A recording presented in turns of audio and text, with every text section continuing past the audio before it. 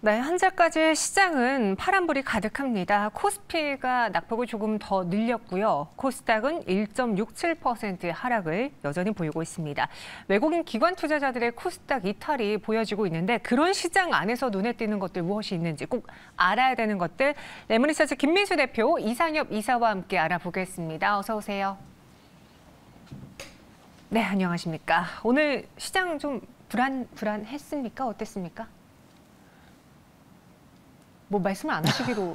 이런 분위기입니다. 아. 네. 차분한 조정의 분위기.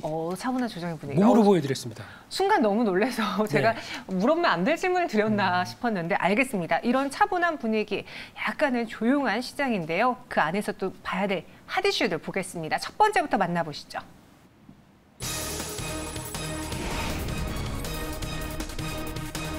갑작스러운 물량 폭탄, 신고가주 무더기 급락. 그간 신고가를 이어가던 종목들이 오늘장 좀 무더기 하한가를 보였어요. 그래서 저도 오전부터 뭐 이런 이유 때문이다, 저런 이유 때문이다 여러 가지 분석들을 막 받았는데 오늘장 급락한 종목들이 무엇이 있었는지 좀 그들의 특징을 김민수 대표님은 어떻게 보셨습니까? 일단 앵커님 사고 싶으셨던 종목들이었잖아요. 계속 조정도 없이 꾸준하게 올라가는 종목들. 그렇죠. 사고 싶지만 드디어 조정이 나왔습니다. 어떻게 하시겠습니까? 오늘 같은 조정에는 못 들어갑니다. 그렇게 사고 싶어 하셨는데 왜 조정이 나오면 막상 또 못 사시는 거죠? 그러게요. 네. 그때 다르고 지금 또 다르고. 네. 그런데 이제 안 넘어오시네요.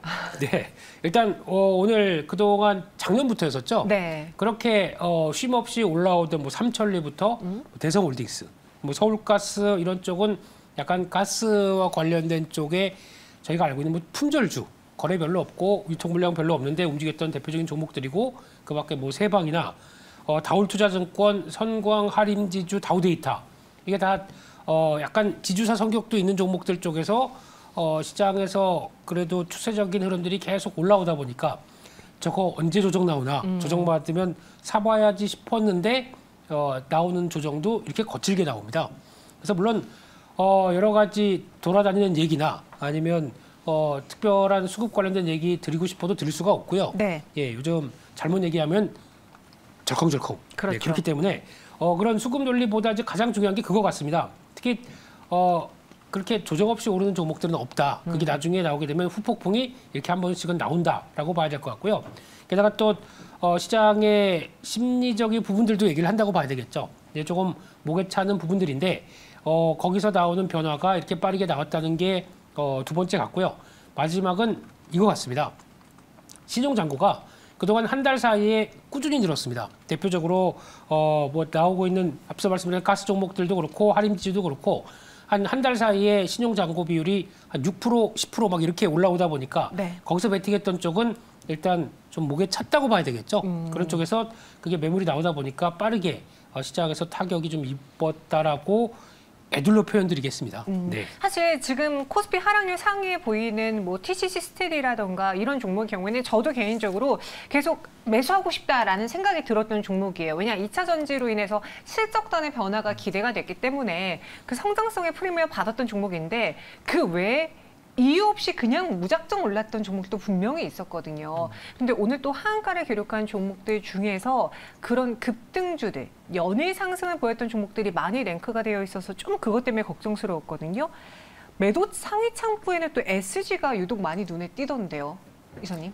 네, 이제 그게 이제 공통적인 부분이긴 한데, 뭐 이렇게 CFD 계좌 이제 뭐 이제 추정 얘기로 뭐 CFD 계좌라고 하더라도 이제 뭐 국내 이제 외국인이 아니더라도 그 CFD 계좌가 실질적으로 이제 회원사에 잡힐 때는 또 외국계 증권사로 잡히기도 하는데 그래서 이제 뭐 이렇게 돌아다니는 이제 이슈를 보면은 뭐 특정 증권사에 뭐 이렇게 뭐 추정된다 뭐 이런 얘기도 뭐 나오고 있는 상황인 것 같은데 근데 이 공통점이 이제 매도 창구 상위 거래 쪽으로 이제 특정 증권사가 잡히다 보니까 이게 진짜 뭐 좀 반대 매매, 수급적으로 좀 문제 이슈가 좀 있는 게 아닌가 그런 생각을 해볼 수가 있을 것 같고 그렇다고 하면은 좀 단기적으로 좀 주가가 좀 안정을 찾기 위해서는 좀 수급적인 부분에서 좀 개선이 되어야 되겠죠. 그래야지만 좀 안정을 찾을 수 있기 때문에 조금 좀 시간도 좀 걸리지 않을까 그런 생각을 해볼 수 있는 것 같습니다. 맞아요. 이게 확실하진 않지만 오늘 하한가를 기록하는 종목의 그 매도 상위 창구를 보시면요. 한 증권사 이름이 눈에 띄게 보이기 때문에 그와 관련한 여러 가지 설들이 오늘 시장에 또 나오기도 했습니다. 하지만 확실한 내용은 아니기에 저희가 이것을 걱정해서 혹은 이것을 대비해서 행동할 만한, 액팅할 만한 이야기는 드리지 않을 텐데요.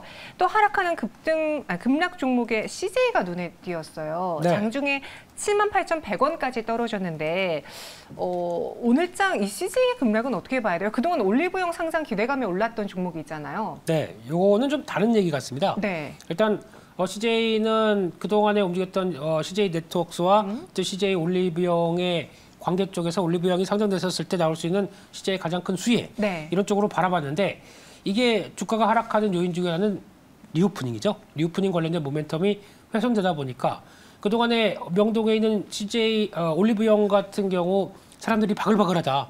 거기서 이제 외국인들 많다. 근데 여기서 만약에 중국인까지 가세되게 되면 얼마나 더 이쪽에 H&B라고 그러죠. 이쪽에 오프라인 쪽에서 얼마나 잘 될 것이냐라고 하는 기대감들이 무너지다 보니까 이렇게 나오는 현상 같고요. 근데 그럼에도 불구하고 회사 가치에 대한 변화가 뭐 그 사이에 크게 바뀌었느냐. 특히 리오프닝 쪽에서 나오는 변화는 계속 지속되는데 기대했던 단체 관광객들이 못 들어온다. 그리고 또 중국인 관광객들도 예상보다 뭐 덜 들어온다라고 하더라도 그 외엔 벌써부터 진행이 되고 있는 상황 쪽에서 또 성수기 쪽에 맞이하는 변화를 봤었을 때는 여전히 실적은 괜찮을 것이다의 무게를 둬야 되겠죠. 그래서 아마 지금 이제 어느 정도 안정권과 지지권 어디게 차지하느냐가 좀 중요하겠지만 이 부분은 다시 회복할 가능성에 좀 더 무게를 둬야 되지 않나 생각 들고 있습니다. 오늘 CJ의 하락은 좀 다른 이야기인 것 같다. 리오프닝에 대한 그 불안감도 좀 작용을 하면서 오늘장 강한 매도 물량이 나왔는데 오히려 추후에 시장이 안정되고 또 올리브영 상장 이야기가 나온다면은 다시 제 위치까지 올라올 수 있기 때문에 좀 기다려보자라는 이야기 드렸습니다. 오늘 두 분 유독 말씀이 없으세요. 조용하고요. 시장이 좀 그래서일 수도 있는데 오늘 뭐 신용잔고라던가 투매 반대매매 걱정하신 시청자분들 많으셨거든요. 그분들에게 어떻게 대응하면 좋을지 리스크를 좀 줄일 수 있는 방법 소개해 주시죠. 지난주 이제 코스닥의 좀 하락폭이 좀 더 크죠. 네. 근데 이제 시가총액 좀 비교해 보면은 그러니까 코스피의 시장의 시가총액이 한 2,100조 정도, 코스닥이 한 400조, 한 405조 정도 되는데 그럼 네. 시가총액 비중만 하더라도 코스닥의 코스피 대비해서 한 5분의 1이죠. 근데 신용잔고는 오히려 코스피보다 코스닥이 좀 더 많은 상황이기 때문에 좀 시장이 좀 출렁거리면은 신용잔고가 오히려 많기 때문에 비중상 좀 더 하락 변동성이 큰 상황인데 결론적으로 좀 말씀드리면 일단 이번 일주일 4월은 좀 지나야 되지 않을까. 그래서 뭐 테슬라 실적 이슈도 있었고요. 최근에 2차 전지 시가총액 컸었던 LNF의 교환사채 이슈도 있었고요. 또 뭐 중국과 러시아의 또 그런 외교적인 이슈도 있었고 또 이제 신용 문제. 그러니까 참 안 좋은 이슈들은 참 이렇게 왜 이렇게 또 이제 한꺼번에 이제 몰아치는지 모르겠는데 그리고 또 이번 주에 또 한미 이제 경제 사절단 이슈도 있죠. 그래서 긍정적인 이슈가 들러오지도 좀 확인이 필요할 것 같고 또 중국에서 이번 주에 그 2분기 경제 정책 방향을 결정짓는 또 정치국 회의도 있다고 하네요. 그래서 이번 주에 2차 전지 관련된 뭐 국내 또 해외 기업들 실적 발표도 있고 삼성전자 잠정이 아니고 확정 실적 발표도 있기 때문에 좀 확인해 볼 것들이 있어서 좀 이번 주는 좀 지나야 좀 되지 않을까 그런 생각 해볼 수 있는 것 같습니다. 정말 사실 하락하던 시장에서 이런 이야기가 나온다면 이미 뭐 다 반영된 거야라고 무덤덤할 수 있는데 연일 상승하던 찰나에 뭐 외교적인 정세 문제, 지정학적 리스크 여기에 과열 양상 또 FOMC 회의 앞두고 있다 이런 것들이 다 한꺼번에 더해지면서 오늘장 많이 빠졌거든요. 김민수 대표님도 그럼 오늘은 뭐 따로 액션은 취하지 않으시겠습니까? 더 큰 악재가 있죠. 뭐죠? 5월 5일 어린이날, 5월 8일 어버이날, 네, 5월 15일 많아요? 스승의 날. 네. 돈 쓸 때 많습니다. 네, 그런 상황 쪽에서 네. 또 FOMC 회의까지 이렇게 연결되게 되면은 아무래도 지출이 많은 시기 때 돈 좀 빼야 되는데 이렇게 또 걱정이 되기 시작하는 거겠죠. 근데 이럴 때일수록 아마 그래도 한 저희가 쉼 없이 달려온 3달 반, 네. 1, 2, 3, 4월 반 정도까지 나왔을 때 그래도 많이 좀 복구하신 분들도 계실 거고 아직까지 내 계좌 여전히 이 정도야라고 생각하실 분도 계실 텐데 그래도 어느 정도 좀 돌아왔다고 생각하게 되면 일 좀 챙겼다가 변동성 큰데 굳이 거기다가 같이 대응할 필요는 없다. 오히려 지금 오늘 같은 경우도 그동안 좀 먼저 조정을 받았던 종목들은 밑에서 또 반전이 나오기 시작하거든요. 네. 그런 쪽을 노리셨다가 결론은 신용잔고가 지금 20조가 넘어가죠. 20조 2천억. 코스닥은 거의 10조 5천억 이상으로 되는데 이거 딱 잘라서 네. 8조 5천억대 밑으로 내려올 때까지는 대응하시는 건 조심하셨으면 좋겠다. 이렇게 보여지고 있습니다. 신용잔고가 더 내려올 때까지 기다려보자. 그래야 안전하게 대응할 수 있을 것 같습니다. 네. 알겠습니다. 여러분들 한번 잘 참고해 보시고요. 이어서 두 번째 실시간 특징주 만나보도록 하겠습니다.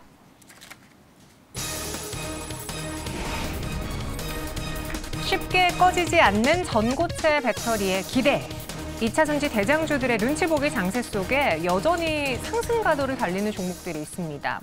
한농화성도 있었고요. 레이크 머티리얼즈도 있었고 그들의 공통점은 이제 전고체 배터리에 대한 기대인데 이 과열 양상이라는 그 꼬리표가 붙음에도 불구하고 이들 종목이 이렇게까지 환호받는 이유가 있을까요?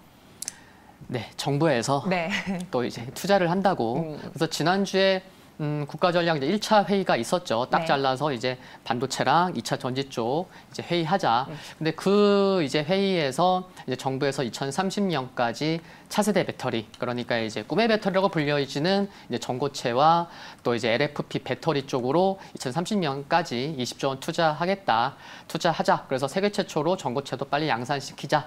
그러다 보니까 이제 셀 배터리 업체들도 양산 시기를 조금 앞당기면서까지도 좀 기대감을 좀 갖게 하는 모습이 있었다는 것도 말씀드릴 수가 있을 것 같고요. 그리고 이제 전고체 배터리가 2030년 가면 시장 규모가 400억 달러가 될 것으로 전망이 되는데 작년에 시장 규모가 3천만 달러도 안 됩니다. 그러면은 이게 몇 배예요 도대체? 그래서 작년부터 2030년까지 무려 성장률이 연평균 180% 수준으로 앞으로 정말 성장률이 매우 높을 것으로 전망이 되는 점에도 지금 시장에서도 좀 양산은 좀 멀지만 계속해서 이슈가 되면서 시장에서 좀 부각받다 보니까 상대적으로 시장 하락에도 불구하고 계속해서 좋은 모습 몇 종목 이어가는 것 같습니다. 말씀해 주신 것처럼 정부 차원에서의 지원도 있고 투자를 하겠다라는 이야기도 있는데 그도 그럴 수밖에 없는 게 우리 배터리 강자잖아요. K배터리잖아요. 근데 왜 이렇게 눈치를 보세요? 맞습니다. 예. 네, 네. 그런데 중국의 LFP 배터리가 사실 차지하는 비중은 크기 때문에 그렇죠. 그래서 이 파일을 뺏어 오기 위해 삼성 SDI라든가 SK온도 전고체 배터리를 키울 수밖에 없는 거거든요. 대세를 뛰어넘겠다라고 하는데 그들의 포부가 실현 가능한 포부입니까? 어때요? 일단 가장 중요한 게 기술력도 기술력이지만 네. 저희가 어떤 이제 LFP 잡는다 그리고 또 대세를 만든다. 가장 중요한 건 대량 양산 체제입니다. 그렇죠. 그래야 거기서 이게 확보되지 않는 이상 그리고 또 이제 이 전고체 배터리를 이제 쓸 거지 오케이 쓸 거지 오케이 그다음에 라인을 만들기 위해서 또 돈이 필요하죠. 네. 이런 것들까지 다 하기 위해서는 솔직히 말씀드리면 지금 너무 빠릅니다. 그리고 특히 지금 가장 앞섰다고 평가받는 쪽이 삼성 SDI로 알고 있거든요. 물론 LG 에너지 솔루션이나 다 같이 SK온도 하고 있지만 파일럿 라인까지 설치해서 앞으로의 양산을 준비하고 있는 쪽에 빠른 쪽은 삼성 SDI 같습니다. 그럼 이렇게 되면은 2027년 양산으로 예상이 돼 있고요. 그러면 이게 2035년 가게 되면 전체 시장 배터리의 10에서 한 13%가 아직 크진 않습니다만 그렇게 나갈 걸로 보게 되면 근데 아마 이게 양산 속도와 또 우리도 쓸게요라고 하는 이런 또 한 2차적인 진화의 모습들이죠. 이게 확인되면 생각보다 또 두 번째 진화된 K 배터리의 변화가 나올 수 있는데 가장 중요한 거는 돈이 또 들어갑니다. 라인도 많이 바꿔야 되고요. 그렇죠. 이게 이제 기존의 라인들을 또 바꾸는 어떤 전환 비용도 많이 들어가고요. 그렇기 때문에 그게 가장 가능하겠느냐라는 쪽인데 여기서 또 중요한 게 전고체 배터리가 지금 또 막 경쟁하고 있습니다. 몇 가지가 경쟁하고 있는데 산화물, 고체물 이런 몇 가지 대여섯 개가 경쟁하고 있는데 결국은 황화물계 이쪽이 주도가 될 것이다라고 추정하고 있는데 그걸 아마 어떤 큰 메이커에서 끌고 나가기 시작해야 되겠죠. 네. 그게 아마 황화물 쪽을 그래도 가장 강력하게 미는 쪽은 삼성 SDI이기 때문에 그런 개연성으로 보게 되면 주도권은 살짝 바뀌지 않나 그래서 지금 아마 그런 얘기도 있습니다. LG에너지 솔루션이 적극적으로 북미 투자를 가는 거에 대비해서 삼성 SDI가 조금 늦게 움직이는 거는 기술 먼저 해놓고 두 번째 뒤집기 위해서 이런 얘기도 나오고 있는데 그건 모르겠습니다. 발톱을 숨기고 있는 건가요? 예? 어디요? 예. 그 업계 얘기이기 때문에 예, 그거는 조금 더 봐야 될 것 같고 중요한 거는 자금력, 기술력 플러스 자금력 대량 양산 이거는 시간이 더 걸린다 이렇게 봐야 될 것 같습니다. 기술력, 자금, 대량 양산. 저희 시청자분 중에 한 분도 양산 시기랑 가격이 과연 가능할까라는 질문을 주셨더라고요. 딱 그 핵심을 꼽아주셨는데 지금 중국에서는 그런 얘기가 나와요. LFP 배터리가 지금 웬만한 배터리보다 옛날에는 뭐 싸서 쓴다라고 하지만 우리 이제 성능도 좋아. 네. 전고체 배터리 못지않게 성능 좋아. 우리가 더 뛰어나기도 해라고 주장하거든요. 네. 맞아요? 최근에 그렇게 주장했더라고요. 네. 그래서 CAT의 그 해외 총괄 대표가 이제 3원계 배터리 하이니켈 쪽 우리가 성능을 뛰어넘었다라고 하는데 지금 LFP 배터리의 작년 글로벌 시장 점유율이 27%예요. 그리고 2025년에도 이제 LG 엔솔도 2025년에 이제 LFP 양산한다고 하는데 앞으로 2년 후 얼마 남지 않았어요. 근데 2년 후 갔을 때 2025년에 글로벌 배터리 중에서 양극재 탑재되는 양을 살펴보니까 하이니켈은 75만 톤, 그리고 LFP 배터리는 LFP가 120만 톤이에요. 그래서 지금 점유율도 2년 전에 5%대밖에 안 됐거든요. 근데 2년 만에 27%로 올라왔고 25년에는 하이니켈을 넘어서요. 그럼 이런 것들을 봤을 때는 LFP 배터리가 뭐 성능도 굉장히 좋고 벌써 지금부터라도 좀 이렇게 시장의 뭐 중심으로 잡아가는 게 아닌가 뭐 그런 생각도 해볼 수 있는 것 같고요. 그래서 왜 해외 글로벌 업체들이 뭐 포드나 테슬라가 왜 CATL과 손 잡으려고 하는지 그리고 또 CATL에서 뭐 셀투팩, 셀투샤시, 뭐 나트륨 배터리 모두 다 지금 배터리 가격을 낮추려고 하기 위한 그런 작업인 거거든요. 그래서 낮추면서 점유율을 좀 올려가려고 하는 거 봤을 때는 뭐 LFP 배터리는 굉장히 앞으로도 중요할 거고 근데 전고체는 좀 시간이 좀 많이 필요하다 보니까 이렇게 2035년 가야 한 10% 넘는다고 하더라고요. LFP 배터리는 작년에 벌써 27%인데 그래서 관심이 가질 쪽은 LFP 배터리는 뭐 계속 관심 필요한 것 같고 전고체는 좀 아직 멀지만 그래도 계속 이슈가 될 거니까 그래서 함께 이 두 개는 차세대 배터리는 계속 관심 갖자라고 좀 생각하면서 좀 전략 뭐 챙겨보시면 될 것 같습니다. 둘 다 관심을 갖자라고 했는데 참 이런 게 힘들어요. 왜냐면은 둘 다 사고 둘 다 내가 나이스 타이밍에 팔면은 참 좋겠지만 사람이 사는 것도 어렵고 또 매도하는 건 더 어렵기 때문에 수익을 지키기가 힘들잖아요.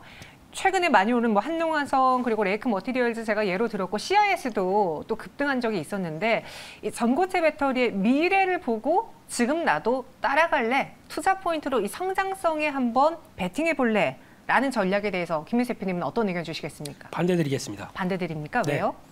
너무 빠른 것 같습니다. 네, 그리고 특히 레이크 머티리얼즈는 좀 다른 얘기입니다. 이거는 태양광 관련된 쪽에 모멘텀도 있고 또 반도체 쪽 관련된 K 전구체 얘기가 있기 때문에 그거는 조금 다른 얘기고요. 거기다가 가세가 되다 보니까 좀 더 강한 모습들이긴 한데 만약에 이 중에서 고르라고 하게 되면 레이크 머티리얼즈는 조정 시에는 관심을 가질 필요는 있겠지만은 지금 얘기 나왔던 대표적인 뭐 한농화성, 이수화학도 맞아요, 이수화학도. 네, 깜짝이야. 예. 저도 잘못한 줄 알았어요. 네. 이수화학도 그렇고 거기다 또 뭐 CIS 이런 종목들도 거기다가 또 더 큰 건 대주전자 재료도 열심히 하고 있습니다. 근데 전혀 시장에서 사이즈 보고 좀 큰 쪽은 일단 챙기지 않는 부분이겠죠. 그래서 뭐는 맞고 뭐는 아니다라고 하게 되면 이건 결론은 그냥 테마 쪽으로 보는 경향이 강하다라고 생각이 들어서 그냥 지금은 살짝 이르기 때문에 다시 또 이 조정 받고 또 나중에 변화가 나올 때 충분히 대응 가능하겠다는 쪽에서 지금은 무리하지 말자. 네. 챙길 건 챙기자. 이렇게 보셨으면 좋겠습니다. 알겠습니다. 전고체 배터리 관련주들 비중 축소 시간이 필요하다라고 정리해드렸습니다. 이어서 세 번째 실시간 특징주 만나보겠습니다. 미국에서 불어오는 친환경 바람, 탄소 중립 관련주가 강세를 보이고 있습니다. 미국에서 2040년까지 화력발전소 온실가스 배출을 제로로 만들겠다라고 추진하고 있는데요. 이걸 들어보니 탄소 포집이란 단어가 많이 보이고 예전에 우리 탄소 포집 공부했잖아요. 김민수 대표님 이야기해 주셨잖아요. 언제 했더라 이런 느낌이 나긴 하는데 네. 예, 했었죠. 맞아요. 다 했었습니다. 네, 전가요? 네. 제로가 대세입니다. 콜라도 제로. 슈가 제로. 슈가 제로. 네. 예, 온실가스도 제로. 이런 쪽에서 일단 이번에 나온 법안 관련된 내용 보게 되면 이제 바이든 대통령이 재집권하려고 이제 열심히 뭐라고 그래야 될까요? 정식 드라이브를 걸고 있죠. 그렇습니다. 예, 그런 쪽으로 봐야 될 것 같고요. 전기차 얘기도 그랬고 이번에도 화력발전소 온실가스 배출량을 또 2040년까지 줄인다. 원래 2035년이었습니다. 근데 공화당 쪽에서 또 반발도 있고 그래서 약간 5년 늦췄는데 그럼에도 불구하고 또 시민단체들은 반발이 많다고 하더라고요. 그런 쪽에서 지금 현재는 온실가스 배출량이 25% 됩니다. 그럼 이거를 탄소 포집 기술을 통해서 이거를 또 저장을 시켜야 되겠죠. 그런 것 또는 아니면은 화석연료 아닌 다른 원료가 필요합니다. 대표적으로 수소겠죠. 이게 이제 부각받게 되면 앞으로 다른 발전에 대한 전환이 필요한데 또 시장은 보는 것만 봅니다. 오늘 같은 날 또 수소 관련주 전혀 안 움직이죠. 네. 그런 쪽에서 좀 그동안 좀 소외됐고 쳐쳤던 종목 뭐 없나 싶다 보니까 그런 쪽에서 뭐 KC코트렐 그리고 또 그린케미칼 이런 종목들 움직이는데 진짜 아쉬운 건 또 유니드 이런 종목도 저희 그때 공부했던 종목이지 않습니까? 네, 맞아요. 네, 탄산칼륨이 여기 탄소 포집을 할 때 매출의 한 10%는 여기 쓰인다. 이게 만약에 커지게 되면 유니드도 분명히 수혜를 받을 텐데 이건 전혀 또 부각을 못 받고 있네요. 네. 그래서 유니드를 슬쩍 또 스리슬쩍 다시 한번 상기시켜 주셨는데 말씀해 주신 것처럼 이런 소식에 뭐 탄소 배출권 관련 테마주들, 뭐 온실가스 배출권 관련 테마주들, 그린 케미칼이 눈에 많이 띄어요. 이산화탄소 포집, CCU 기술을 갖고 있는 회사라고 하고 심지어 CCU 기술보다 더 뛰어난 기술력 뭐 이런 이야기도 있던데 어떤 모멘텀이 있을까요? 그래서 이제 CCU 기술이라고 하면 이제 포집 활용 요 부분만 이제 볼 수 있는 부분인데 네. 이게 이제 이산화탄소를 선택적으로 포집해서 이제 산업 원료로 이제 뭐 제품으로 활용한다거나 그래서 보면은 이제 탄산칼슘으로 전환해서 이제 종이로 뭐 사용되는 경우도 있고요. 이제 대표님께서 말씀해 주셨지만 그 시멘트의 주 원료가 이제 탄산칼륨이거든요. 그래서 탄산칼륨을 이산화탄소로 만들어서 이산화탄소를 70% 줄이는 효과도 있기 때문에 지금 말씀하신 CCU 같은 경우는 이게 아주 획기적으로 이산화탄소를 줄일 수 있는 건 아니고 이제 뭐 가속화를 좀 이렇게 줄이는 완화하는 뭐 그 정도의 기술이라고 보시면 될 것 같고요. 개선 정도네요. 네. 그리고 이제 활용이다 보니까 그러면은 좀 에너지 비용도 뭐 절감할 수 있는 그래서 획기적인 거라기보다는 좀 궁극적으로 가는 그런 뭐 중가운데 정도의 그런 과정 중에 기술이라고 보시면 될 것 같습니다. 말씀해주신 종목들 보면 뭐 KC코트렐, 그린케미칼, 유니드 이런 거 있는데 이 종목들을 매수하거나 혹은 갖고 싶다면 어떤 소식을 예의주시해야 될까요? 여기서 이제 또 다른 분야가 나오기 시작할 겁니다. 아마 지금은 얘기가 별로 안 나오지만 이 얘기가 조금 더 가시화되면 이제 이퓨얼.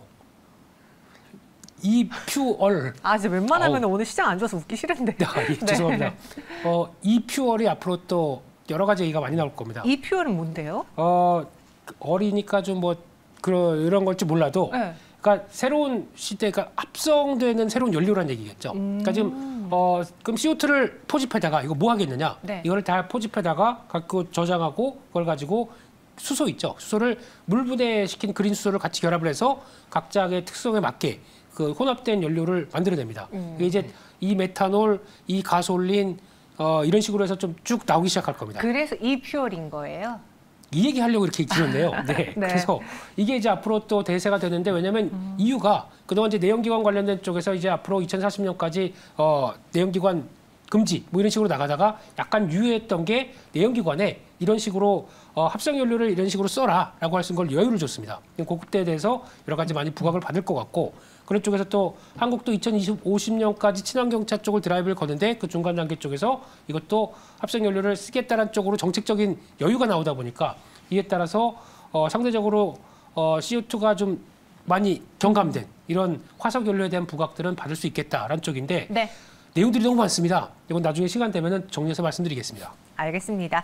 이퓨얼이라는 키워드 다시 한번 이야기해 주셨고요. 또 워낙 이쪽은 수주 여부도 중요하니까 관련 뉴스들을 챙겨봐야 될 것 같습니다. 두 분 여기서 인사드리도록 하죠. 오늘 설명 고맙습니다.